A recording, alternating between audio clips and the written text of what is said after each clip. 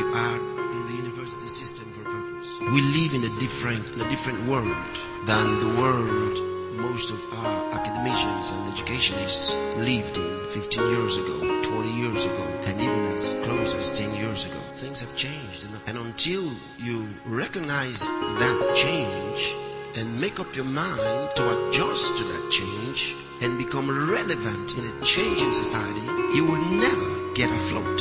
You'd sink in a changing world. A lot of people are behind time. They don't even know what's going on. And just because you listen to the news or CNN or read Time or Newsweek doesn't mean you're up to date. Being up to date is a completely different thing from listening to the journalists. Being up to date in life is activating your mental processes. It's using your mind.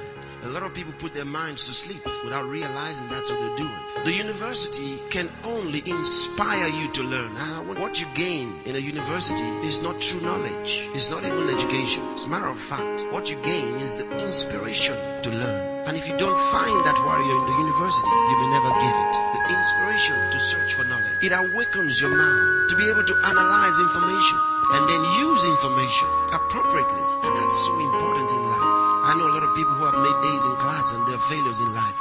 It's good to make an A in class, but if that's all you're working for, you're a loser. The real game is not in the classroom, it's outside. Number one, success is impacting the world with the investment of your personality. Now never forget this. I told you what I'm going to be sharing with you is something you would need the rest of your life. T.L. Osborne said, work on being, not on having. With what you are, you will have. Don't work on having anything. Work on being something. Invest in your personality. They change one government and get a worse one. And they don't realize what the problem really is. You cannot blame any system for your failure, because no system was designed for your personal failure. You have to determine to hold yourself responsible. You see, where we find ourselves in life is never the problem. It's what we do with the situation that matters. You're responsible for what you are today. Number two, success is influencing the world around you to think like you and aspire to your inspiration. Because you've made the right investment into your personality. You've built your personality. You've got some good thinking, some good ideas. And now you move to the second level of influencing the world around you to think like you. Motivate them to think like you. First, make a deposit in your personality, and then you can draw from that deposit. Success is in you. It's not measured by the things you have or you don't have.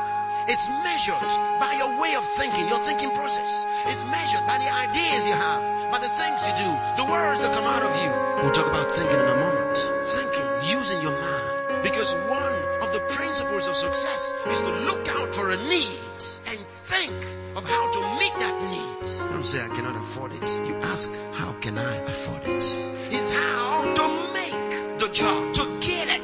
Not to have a good job, be employed by someone, to buy the job, buy the company. Not to work for the company, to get it. Create work. Failures produce failures. Success produces success. There's too much responsibility for us to try to be poor. Refuse to be poor. If you will use your mind, there's so much inside. You have to have the right ideas, catch the right dream, think the right thoughts, and get ready for your world. How? Come on, build your thinking process.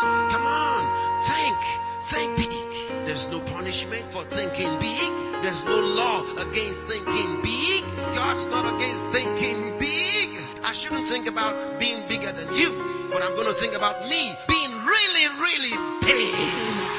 How many professors have had enough money to build a university? See, don't pack up in the same parking lots where your father packed up. But listen, dream big. When you get to be 60 or 70, don't retire to a rocking chair. Let all the big things that you stared up in your youth be working all around the world. Let your children grow up and inherit substance. Don't let them grow up trying to work to bail you out.